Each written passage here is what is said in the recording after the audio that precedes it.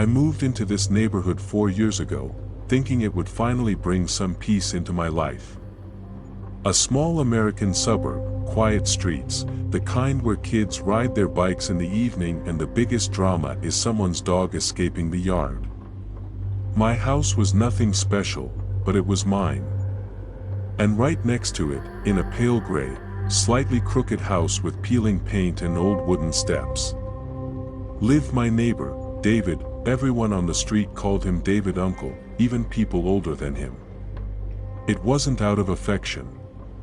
It was because no one really knew him, and calling him Uncle made his distance feel normal. He was around 60, thin, with tired shoulders and eyes that always looked like they were seeing something nobody else could. I had neighbors who greeted me with cookies or random conversations. David simply nodded. No smile. No words. Just a slow, almost hesitant tilt of the head, a greeting that felt like he learned it from watching other people do it.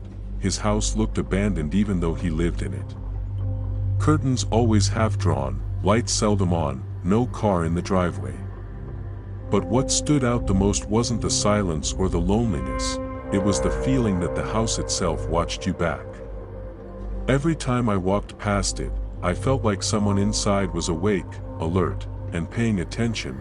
At first, I thought it was just the typical creepy old house vibe. But the longer I lived there, the stranger things became. Some nights, around 1 or 2 a.m., I would hear noises coming from his place. Heavy, dragging sounds. Like furniture being pushed across the floor, slow and uneven, as if he didn't have the strength to move it but had no choice. Then occasional thuds, sharp, sudden, jarring. They would stop the second I paid attention, like whoever was making them knew I was listening, but the weirdest part wasn't the dragging.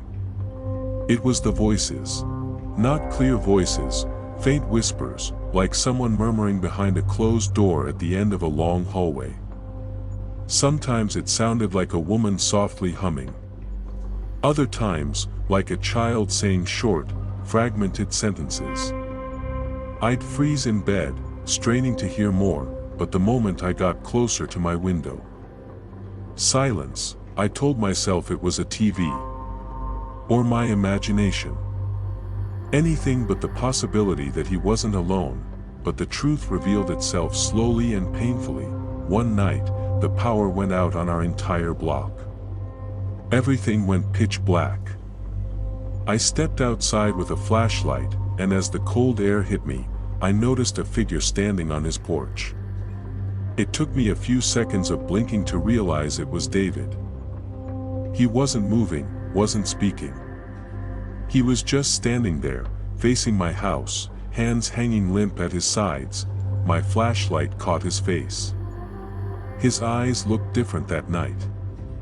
Not tired or distant, just terrified. Terrified of something that wasn't me, and then, very slowly, he raised his arm and pointed toward the forest behind our houses. No words. Just that trembling finger pulling my attention toward the dark trees.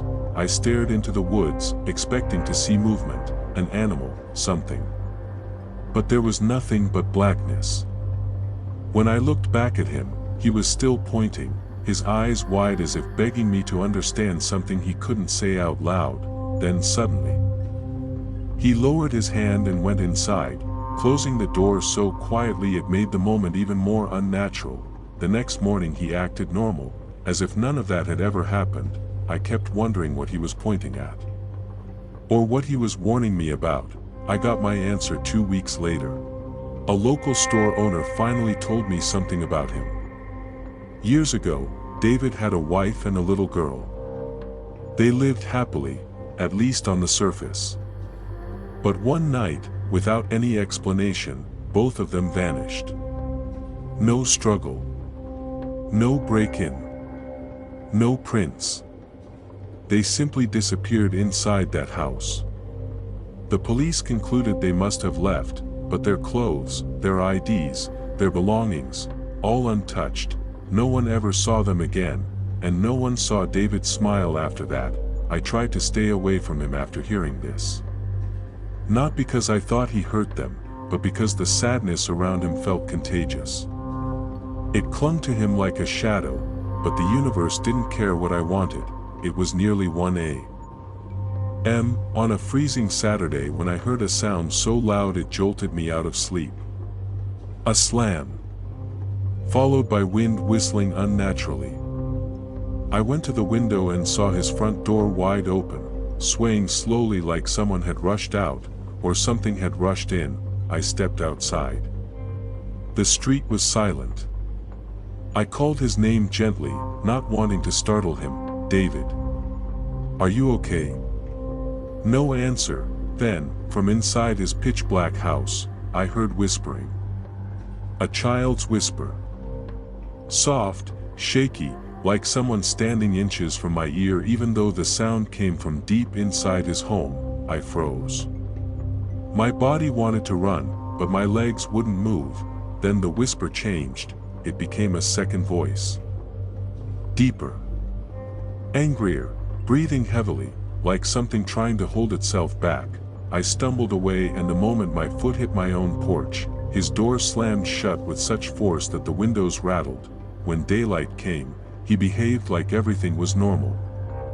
He checked his mail, watered his dry garden, nodded at me blankly. Not a single sign that his door had violently shut itself or that two different voices had spoken inside his home. For a while I thought I was losing my mind. Then came the night I finally saw inside his basement.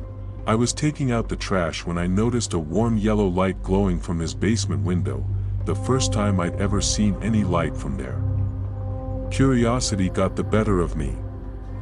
I walked up to the window, crouched, and peeked inside. What I saw will haunt me forever. The walls were completely covered with photos. Dozens, maybe hundreds. Photos of the same little girl, his daughter. Pictures of her birthdays, her school days, drawings she made, her tiny shoes lined neatly on a shelf. In the corner was an old music box, and next to it, David. Sitting on a chair, shoulders hunched, opening the box slowly. A soft lullaby played. He leaned forward and whispered to someone who wasn't there. I understood instantly what those whispers were, the ones I heard through the night. They weren't ghosts. They were memories. He was talking to his daughter, pretending she was still alive, still sitting in that basement, still looking at him with innocent eyes. But then, something horrifying happened. He suddenly looked up, right at the basement window, right at me. His eyes weren't angry or violent. They were empty. Hollow. Like he hadn't slept in years. But behind that emptiness, I saw something else. A flicker of fear. He knew I saw too much. Later that night, there was a knock on my door, soft, slow, almost apologetic. When I opened it, he stood there, holding a wooden box to his chest. He looked smaller than ever. His voice, when he finally spoke, was thin and trembling. You've been watching. Come inside. I need to tell someone. I followed him because something about the moment felt final, like he had reached the breaking point of a grief he carried alone. Inside his house, the air felt old, like nothing had moved in years. He took me to the basement. It looked exactly like before, every memory painfully preserved. He sat down, opened the wooden box in his hands, and I saw more photos. Old letters. His wife's necklace. His daughter's bracelet. And then he began to talk. He told me that after his family vanished, he stayed silent because he didn't know how to exist without them. The dragging sounds I heard at night, they were him, moving old furniture into the exact places his wife once kept them. The humming, it was him replaying recordings of his daughter to feel less alone. And the voices I heard, he admitted the truth with shaking lips. Sometimes, I don't know which voice is mine anymore. He didn't need to explain further. Grief had twisted his reality so badly that he began hearing them, responding to them, living with them. I left his house that night with a heavy heart. Not afraid of him, afraid of the sorrow a human soul can carry. And here's the part one never told anyone. As I walked home, I turned back one last time. He was standing at his door, watching me. Not angrily, but with a look that said he was handing all his secrets to me because he couldn't hold them anymore. The next morning, he was gone. His door was locked, his lights were off, his basement windows were empty, and his house was silent in a way silence shouldn't be. He never returned. No note, no sign, no explanation. Some neighbors think he left town, some think he finally joined his family, wherever they disappeared to. But I know one thing, some nights, around 2 a.m., when the wind stops suddenly, when the world becomes too quiet, when the shadows in my room stretch just a little farther than they should, I hear a faint lullaby, the same one from his music box, playing softly through the walls. Like someone is standing in the dark, gently winding it, waiting for someone who isn't coming back.